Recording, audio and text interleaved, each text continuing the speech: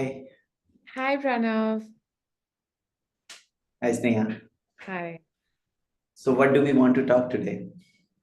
I was thinking we should talk a little bit about pink tax because it sort of disproportionately affects women and give them an Okay. understanding of what is pink tax and how it affects them and what we can do about it.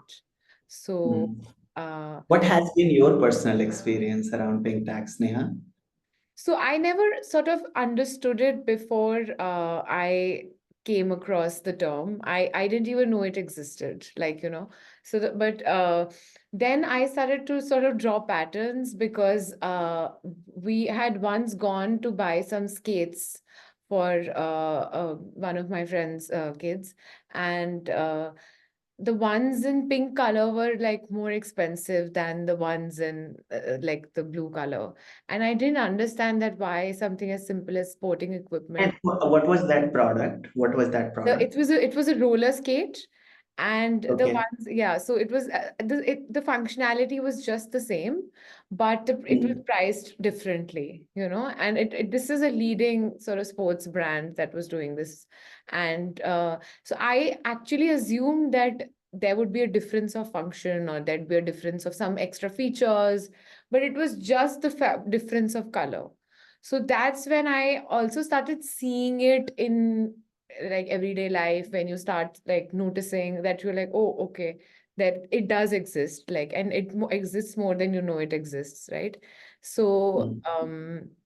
yeah, that's how I sort of I encountered it in my personal life. So, do you see that the willingness to buy pink products are more for women, and that's why it is getting taxed more? And is there any correlation which we can establish here? I don't think that I don't think it's necessarily always the color. For example, women's razors, right? It all started actually. I think if we can circle back to the fact that it started, the first time it was sort of identified was in a 2015 study that was done by New York City Department of Consumer Affairs, and they Mhm. found out that the cost of being like a female consumer is with the it's just more expensive without any sort of reason to it, and they identified that this discrepancy is across categories. It's in toys, it's in apparel, it's in healthcare products, and it's the number, if I'm not wrong, is as much as seven. There's a 7% like increase on an average, right? Sometimes it is the color, but a lot of the other times it's just there, like for example the clothes, right? They can be of Mhm. different colors, right? Not Yeah. necessarily a pink or a blue thing, Yeah. right? Like, it's not as binary. Even there you could see the differences, like in terms of the price. So this is I think, like we discussed, this is probably like a problem of the uh, I'd say the problem of what was it? I think we used some word, price discovery, Okay. right? A price Yes. discovery, right? Like the problem of like that this has not been discovered. Of course, marketers are using it, but this is Mhm. not yet discovered by like the customers or by. So it's just been ongoing. Like, so the more we talk about it, the more people, it's a bit of a consumer awareness situation where I think we discussed that the ecosystem is not right one, right? Because it's misusing this to charge women more, like something as simple as a razor, right? The Mhm. functionality is the same, right?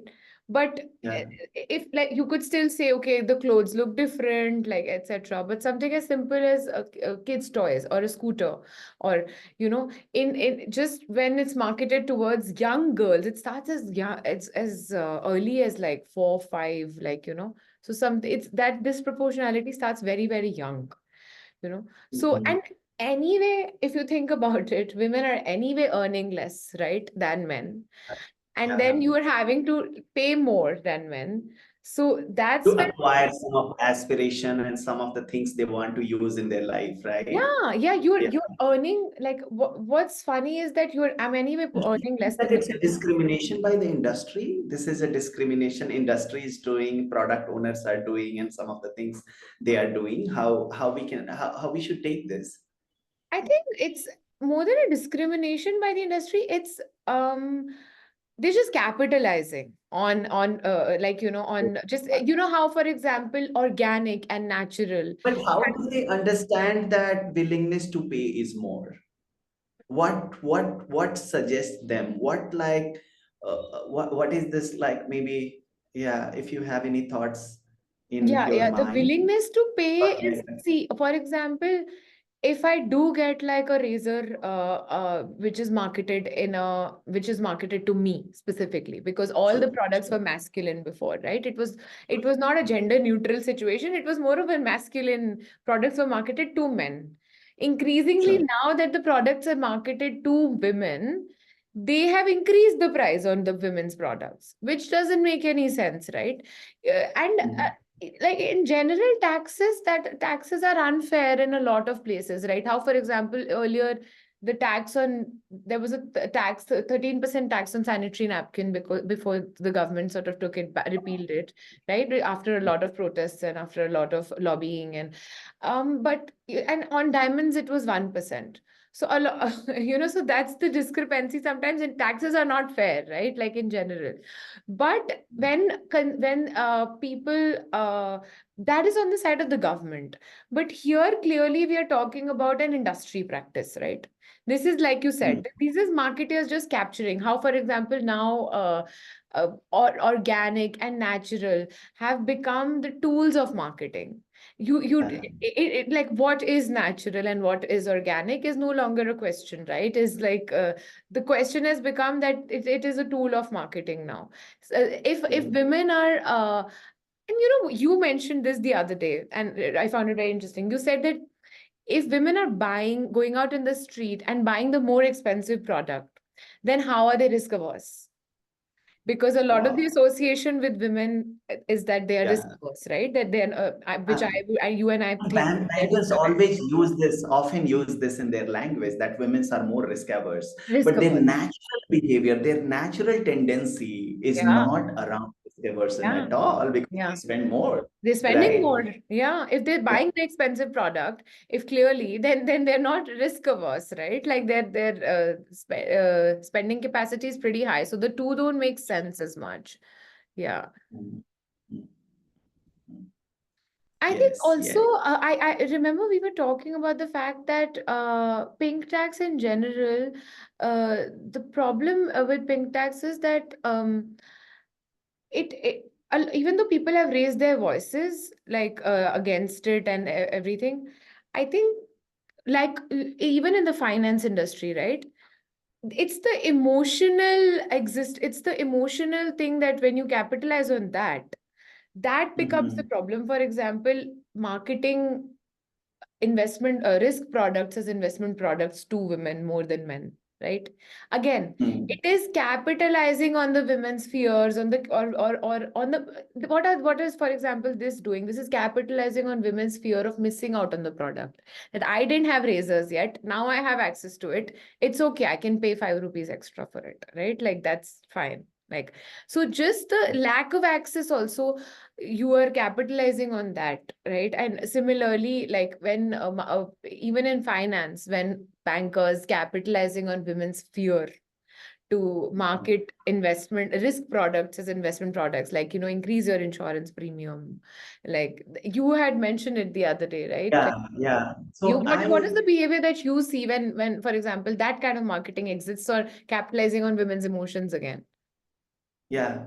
So one of the tag, which naturally, and maybe it will be controversial when I'm speaking this, but I definitely want to speak it out because most of the time decision makers are men in terms of in the wealth management industry or whenever you are uh, giving the wealth product or investment product to a women or men, decision makers are most of the time in women in the current ecosystem, and we are trying to solve some of these problems as well through some of the initiatives we are taking. But Since the ecosystem is aligned around this, since everyone is aligned and bankers can sell most of the product by setting this narrative, that's why they are just blabbering that, oh, women are risk averse. Because if women are risk averse, anyway, you do not have the right to take decision. So then who takes the decision? A man is taking the decision. And then men is taking the decision. Oh, men are more aligned to the risk. Women's are not. But when you go on the street, you see the different behavior. They are spending more naturally towards their ease of living, their Exactly. lifestyle, and some of those things. Then you see there is such a misalignment in terms of thinking, and one individual cannot be two, right? And on the street a person is behaving differently when they are shopping, when they are going to expensive malls or expensive places to shop, their behavior is completely different.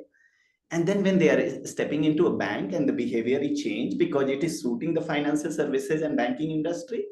So that's where I think that definitely there is a line which is not correct here. And by just communicating it well and setting a narrative, will solve some of these problems.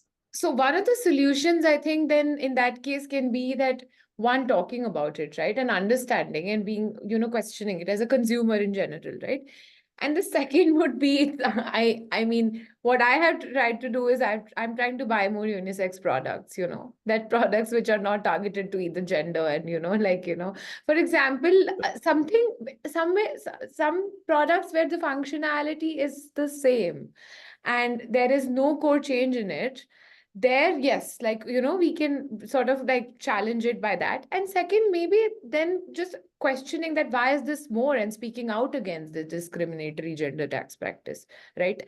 Just speaking out against it a lot more, like, would be just to marketers or to people who are setting the price, or that would also create a huge impact, right? Because then that awareness will like challenge them. Even something as simple as even natural and a lot of uh, uh, modern day quacks has been challenged, right? Like by that they're peddling a lot of like natural medication and Ayurvedic medication in the name of sort of they have been challenged in the court and they've won now. Like we saw the case of Patanjali and we saw the case of, so that's coming to forefront, right? One consumer's challenge has changed the entire way of marketing it, right? So clearly Yeah, that does like bring some effective change if sort of more women start like thinking about it and questioning it. And second, maybe yeah, just buying more unisex products. And yeah. yeah, Yeah. So clearly, it's a behavior change and sort of things we can drive through some of our initiatives and see right. that how Yeah. we can just give more power to them in terms of their decision making and some of those things, because their natural tendency is well aligned towards it, right? So then it becomes probably 20 people, 30 people, 100 people in one cluster and one community is they start behaving like that, they start doing, and then that's when the ripple effect gets Yeah. started and probably just creates some sort of change which we are Absolutely. thinking it, right? Absolutely. Yeah. Right. Thank Right. you.